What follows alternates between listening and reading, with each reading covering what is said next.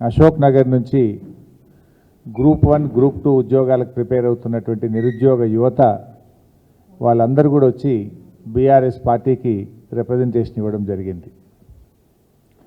ఆ రోజు ఇదే కాంగ్రెస్ పార్టీ అశోక్ నగర్కి వచ్చి మమ్మల్ని రెచ్చగొట్టి అనేక హామీలు ఇచ్చి ఇవాళ ముఖం చాటేస్తున్నారని ఆ నిరుద్యోగ యువత తీవ్రమైనటువంటి ఆవేదనను వ్యక్తం చేయడం జరిగింది. మొన్న ప్రజా దర్బార్కు వెళ్ళి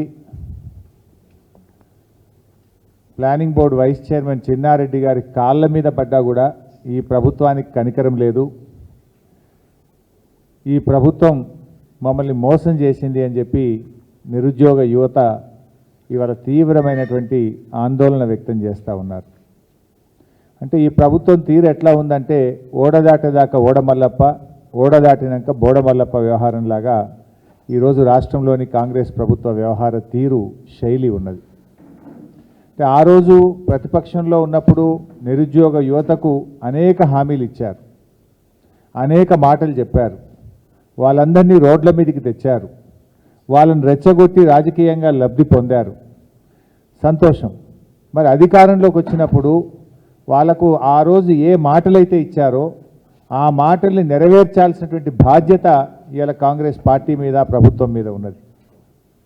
ఇవాళ ప్రజా దర్బారుకు వెళ్ళి కాళ్ళ మీద పడ్డా కనికరం లేని ప్రభుత్వానికి మరి తప్పకుండా రాబోయే రోజుల్లో తగిన గుణపాఠం కూడా చెప్తారు.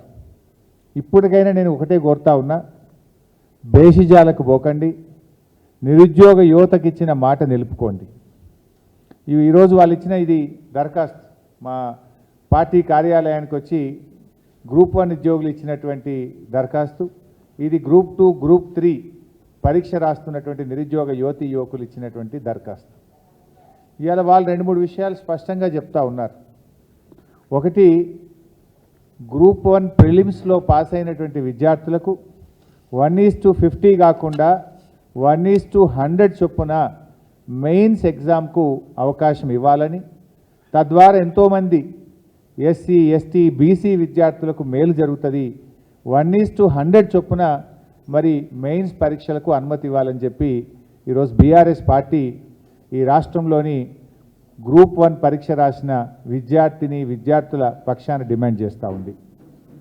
ఆ రోజు ఇదే కాంగ్రెస్ పార్టీ మరి ప్రెస్ మీట్లు పెట్టి అశోక్ నగర్కి వెళ్ళి నిరుద్యోగ యువతీ యువకులతో సమావేశాలు పెట్టి మేము అధికారంలోకి వస్తే 1:100 చొప్పున మెయిన్స్ పరీక్ష రాయడానికి అవకాశం ఇస్తామని చెప్పారు. అంతేకాదు మీకు ఒక వీడియో కూడా చూపిస్తాను. అసెంబ్లీలో ఈనాడు ఉప ముఖ్యమంత్రిగా ఉన్న బట్టి విక్రమార్క గారు కూడా 1:100 చొప్పున మెయిన్స్ పరీక్షకు అనుమతి ఇవ్వాలని చెప్పి ఆయన అసెంబ్లీలో డిమాండ్ చేశారు. మరి ఆ రోజు అశోక్ నగర్కి వెళ్ళి మాట్లాడతారు, అసెంబ్లీలో మాట్లాడతారు. ఈరోజు అధికారంలోకి వస్తే ఎందుకు 1:100 అనుమతి ఇవ్వడం లేదు అని చెప్పి నేను అడుగుతా ఉన్నా. అంటే ప్రతిపక్షంలో ఒక మాట, అధికారంలోకి వస్తే ఇంకో మాట ఉంటుందా? ఎందుకు మీరు మాట తప్పుతా ఉన్నారు? ఆ యువత వచ్చి మీ కాళ్ళ వేళ్ళ పడ్డా కూడా కనికరం లేదా మీకు? కనీసం స్పందించరా అని నేను అడుగుతా ఉన్నా. ఆ రోజు బట్టి గారు మాట్లాడినటువంటి వీడియో కూడా ఈరోజు మీ ముందు అసెంబ్లీలో ఆయన మాట్లాడిన వీడియో కూడా చూపిస్తాం. సరే, చాలా సంవత్సరాల తర్వాత ఈ రాష్ట్రం వచ్చిన తర్వాత మొదటిసారి వాళ్ళకి నోటిఫికేషన్ ఇచ్చారు అధ్యక్ష. 1:50 వాళ్ళ ఎలిజిబిలిటీ ఇచ్చారట. 1:50 కాకుండా 1:100 ఇస్తే కొంత ఎక్కువ మంది చాలా సంవత్సరాల నుంచి ప్రిపేర్ అవుతున్నారు కాబట్టి అవకాశాలు బాగుంటాయి కాబట్టి దయచేసి 1:100 ఇవ్వాల్సిందిగా నేను మీ ద్వారా రాష్ట్ర ప్రభుత్వాన్ని ఆలోచన చేసి అవకాశం ఇవ్వాల్సిందిగా కోరుతా ఉన్నాను. ఆ రోజేమో 1:100 ఇవ్వాలని యువతను రెచ్చగొట్టారు. మేము అధికారంలోకి రాగానే 1:100 అవకాశం ఇస్తామని చెప్పారు. ఈరోజు ఎందుకు ఇవ్వడం లేదు? ఎందుకు మాట తప్పుతున్నారు?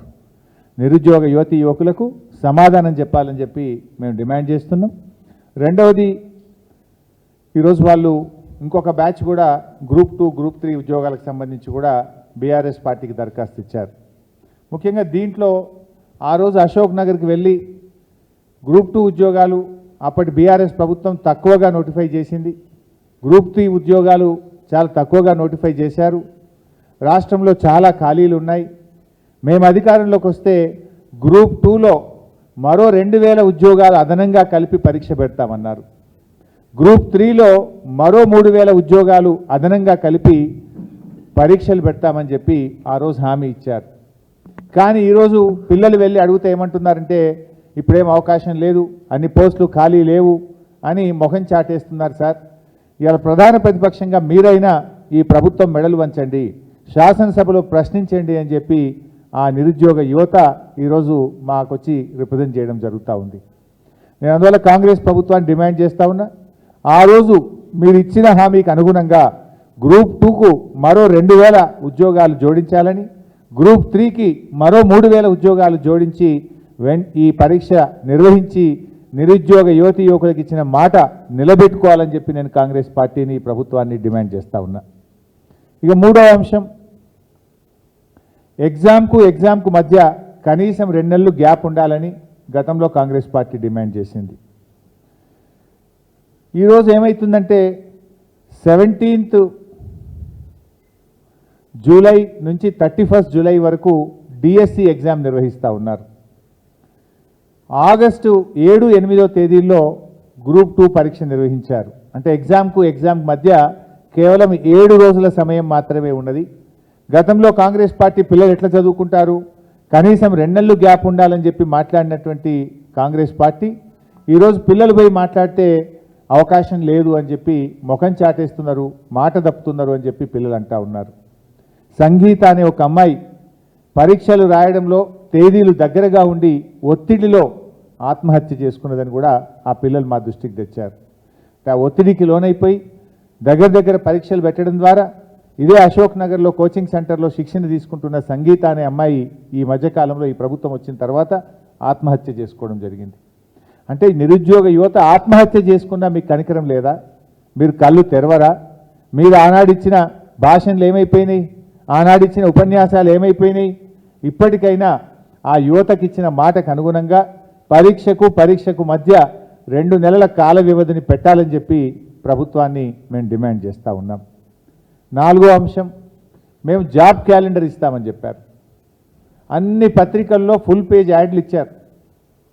1 సంవత్సరంలో 2 లక్షల ఉద్యోగాలు నింపుతామని, ఏడాదిలోగా 2 లక్షల ఉద్యోగాలు నింపే బాధ్యత మాదని, 6 గ్యారంటీల్లో భాగమని ప్రమాణాలు చేశారు. ఇద్దరు సంతకం పెట్టారు, ఆనాటి పిసిసి అధ్యక్షుడు అదేవిధంగా ఆనాటి శాసనసభాపక్ష నాయకుడు ఇద్దరు సంతకాలు పెట్టి ప్రజల్ని నమ్మించారు.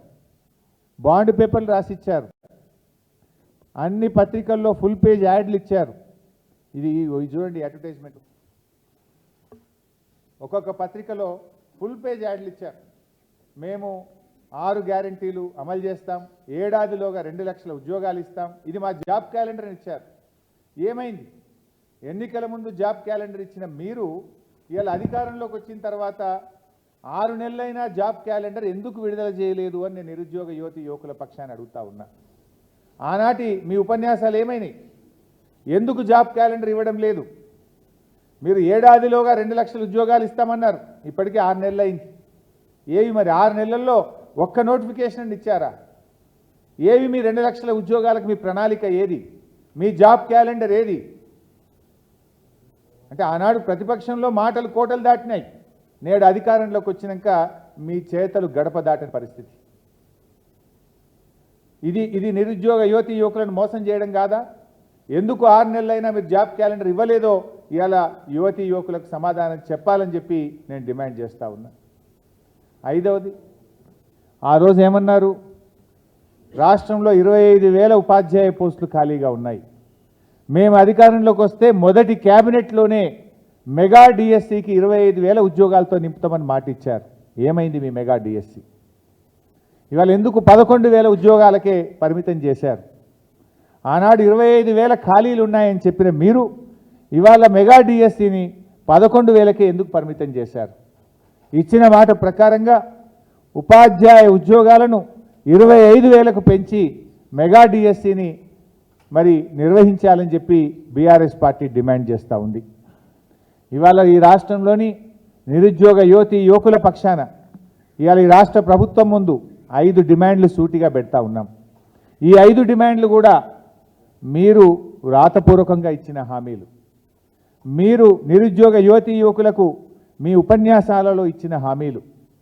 ఇవన్నీ కూడా మీరు ప్రజలకు ఇచ్చిన హామీలు అడుగుతున్నాం, మేము కొత్త డిమాండ్లు ఏం పెట్టడం లేదు. సో డిమాండ్ నెంబర్ 1, గ్రూప్ 1లో 1:100 చొప్పున మెయిన్స్ పరీక్షలకు పిల్లల్ని అనుమతించాలి. డిమాండ్ నెంబర్ 2, గ్రూప్ 2లో 2000 ఉద్యోగాలు పెంచి గ్రూప్ 3లో 3000 ఉద్యోగాలు పెంచి గ్రూప్ 2, గ్రూప్ 3 పరీక్షలు నిర్వహించాలి అని చెప్పి డిమాండ్ చేస్తూ ఉన్నాం. Demand number 3, exam to exam మధ్య 2 నెలల గ్యాప్ ఉండాలని చెప్పి ఆ రోజు మీరు ఇచ్చిన మాటను అమలు చేయాలని, ఇప్పటికే ఇచ్చిన తేదీలు వాటిని మార్చి ఎగ్జామ్ టు ఎగ్జామ్ 2 నెలలు వ్యవధి ఉండే విధంగా ఇచ్చిన మాట నిలుపుకోవాలని చెప్పి డిమాండ్ చేస్తూ ఉన్నాం. డిమాండ్ నెంబర్ 5, 2 లక్షల ఉద్యోగాలతో జాబ్ క్యాలెండర్ ఇస్తామని చెప్పి 6 నెలలైనా ఇప్పటిదాకా జాబ్ క్యాలెండర్ విడుదల చేయలేదు. ఏడాదిలోగా 2 లక్షల ఉద్యోగాలు నింపుతామన్నారు. ఆ 2 లక్షల ఉద్యోగాలు వచ్చే 6 నెలల్లో ఎలా నింపబోతున్నారు? ఆ జాబ్ క్యాలెండర్ను విడుదల చేసి ఆనాడు ఇచ్చిన మాట ప్రకారంగా వచ్చే 6 నెలల్లో 2 లక్షల ఉద్యోగాల నియామకాల ప్రక్రియ పూర్తి చేయాలని డిమాండ్ చేస్తున్నాం. డిమాండ్ నెంబర్ 5, ఆ రోజు 25,000 ఉపాధ్యాయ ఖాళీలు ఖాళీగా ఉన్నాయని చెప్పారు. ఆ ఇచ్చిన మాట ప్రకారంగా 25,000 ఉపాధ్యాయ ఉద్యోగాల భర్తీకి మెగా డిఎస్సి నిర్వహించాలని, ఇప్పటికే మీరు ఇచ్చిన 11,000 ఉద్యోగాలను 25,000కు పెంచి మరి డిఎస్సి నిర్వహించాలని చెప్పి మేము డిమాండ్ చేస్తూ ఉన్నాం. ఈ 5 డిమాండ్లు రాష్ట్రంలోని నిరుద్యోగ యువతి యువకుల పక్షాన మేము చేస్తూ ఉన్నాం. ఆ పిల్లలు చాలా బాధపడ్డారు. Public service commission chairman Mahender Reddy గారి దగ్గరికి వెళ్తే ఇది మా చేతుల్లో లేదు, ప్రభుత్వాన్ని అడగమని చెప్తున్నారట. ఇవాళ 2 మంత్స్ గ్యాప్ విషయంలో కానీ, పోస్టులు పెంచే విషయంలో కానీ పిల్లలు వెళ్ళి చైర్మన్ గారిని అడిగితే ఇది మా చేతుల్లో లేదు, ప్రభుత్వాన్ని అడగమంటున్నారట. ప్రభుత్వ పెద్దల దగ్గరికి వెళ్ళి కాళ్ళ వేళ్ళ పట్టినా వాళ్ళు స్పందించడం లేదని బాధపడుతున్నారు. ప్రొఫెసర్ కోదండరామ్ గారి ఇంటికి కూడా వెళ్ళాం. సార్ మీరు ఆ రోజు మీరు మాట ఇచ్చారు, గ్రూప్ 2, గ్రూప్ 3 ఉద్యోగాలు 2,000, 3,000కు పెంచుతామని మీరే కదా ఆ రోజు మా దగ్గరికి వచ్చి చెప్పారు. మీరే కదా ఆ రోజు రేవంత్ రెడ్డి గారి ఇంటికో బట్టి విక్రమార్క గారి ఇంటికి మమ్మల్ని పంపారు. మళ్ళీ ఇవాళ మీరే బాధ్యత తీసుకొని మాకు ఆ ఉద్యోగాలు ఇప్పించాలని కోదండరామ్ గారి దగ్గరికి వెళ్తే మాకు స్పందన దొరకడం లేదని ఆ పిల్లలు వాపోతూ ఉన్నారు. అందువల్ల నేను కోదండరామ్ సార్ని కూడా కోరుతా ఉన్నా, ఆ రోజు మీరు నిరుద్యోగ యువతి యువకులకు ఎన్నో ఆశలు కల్పించారు. మరి మీ మీద నమ్మకం కొద్దీ వాళ్ళు కాంగ్రెస్ పార్టీకి మీరు ఓట్లు వేయించారు, ప్రచారం చేయించారు. మరి ఈరోజు ఆ బాధ్యత తీసుకోండి. ఆ రోజు నిరుద్యోగ యువతి యువకులకు మీరు ఇచ్చిన బాధ్యత ఈరోజు తీసుకోవాలని కోదండరామ్ గారిని కోరుతా ఉన్నా. ఎందుకంటే మీ మీద ఉన్న గౌరవం కాపాడుకోండి. ఇలా గ్రూప్ 2 ఉద్యోగాలు 2,000 యాడ్ చేయండి, గ్రూప్ 3లో 3,000 యాడ్ చేయండి. అదేవిధంగా 1:100లో గ్రూప్ 1 ఉద్యోగాలకు అవకాశం ఇవ్వండి. మీరు చెప్పారని పిల్లలు చెప్తున్నారు, అది స్టాట్యుటరీ బాడీ, అవకాశం లేదని మీరు చెప్తున్నారు. మరి ఆ రోజు మీకు తెలియదు అది స్టాట్యుటరీ బాడీ అని? ఆ రోజు మీరు 1:100 అవకాశం ఇస్తామని మీరే కదా ఈ పిల్లల్ని రెచ్చగొట్టారు. ఇప్పుడు మహేందర్ రెడ్డి గారి దగ్గరికి వెళ్తేనేమో ప్రభుత్వాన్ని అడగమంటారు, ప్రభుత్వం దగ్గరికి వెళ్తేనేమో అది స్టాట్యుటరీ బాడీ అని ఒకరి మీద ఒకరు చెప్పి పిల్లలకి ఇలా అన్యాయం చేస్తూ ఉన్నారు. దీని మీద తక్షణమే స్పందించాలని, ఈ 5 డిమాండ్లను మీరు వెంటనే ఆమోదించి ఈ రాష్ట్రంలోని నిరుద్యోగ యువతి యువకులకు మేలు చేయాలని, ఇచ్చిన హామీ నిలబెట్టుకోవాలని బీఆర్ఎస్ పార్టీ డిమాండ్ చేస్తుంది. ఒకవేళ మీరు స్పందించకపోతే తప్పకుండా రాబోయే రోజుల్లో ఈ రాష్ట్రంలోని నిరుద్యోగ యువతి యువకుల మధ్య వాళ్ళ పక్షాన పెద్ద ఎత్తున ప్రజా పోరాటానికి కూడా శ్రీకారం చుడతాం. వాళ్ళకు న్యాయం జరిగేదాకా వాళ్ళకు వెన్నంటి ఉంటామని చెప్పి ఈ ప్రభుత్వాన్ని హెచ్చరిస్తూ ఉన్నాం.